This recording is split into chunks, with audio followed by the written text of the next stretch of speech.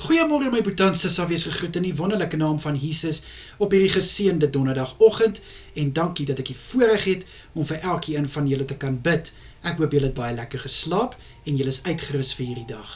Kom ons bid saam. Vader, baie dankie dat ek die voorreg het om vir my boetans Sissa te kan bid.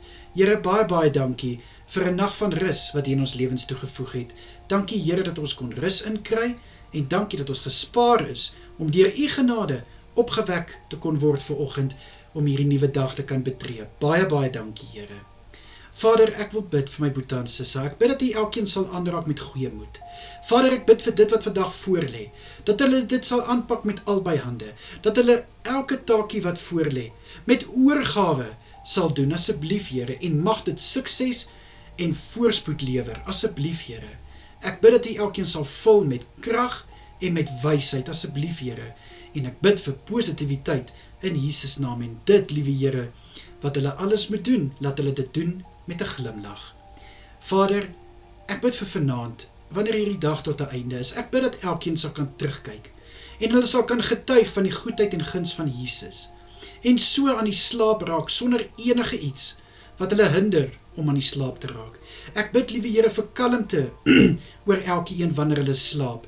My gebed is, Here, vir rustigheid in elkeen se hart en in hulle gedagtes. Ek bid, liewe Here, dat elkeen se nagrus soet sal wees, en ek bid dat elkeen môreoggend verfris en versterk sal opstaan met 'n dankbare hart in Jesus naam.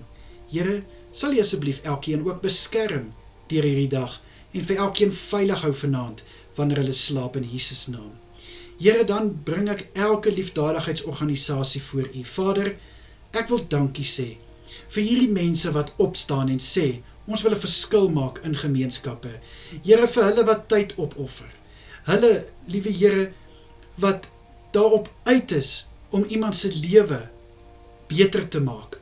Vader, ek sê vir U dankie vir hierdie mense. Ek bid vir 'n seën oor finansies, Here, om genoeg finansies te kan hê om hulle projekte te hardloop.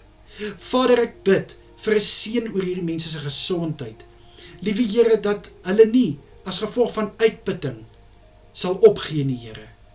Vader, ek bid ook dat U die toekoms van hierdie liefdadigheidsorganisasie sal seën, Vader. Dat hulle van krag tot krag sal gaan. Baie dankie, Here, dat ek vir hulle kan bid. In Jesus Christus naam is dit my gebed vir oggend. Aan U alle eer, lof en heerlikheid. Amen en amen. Julle moet 'n baie lekker dag verder hê. Kyk mooi na julleself en onthou Jesus het julle baie lief. Totsiens. Bye bye.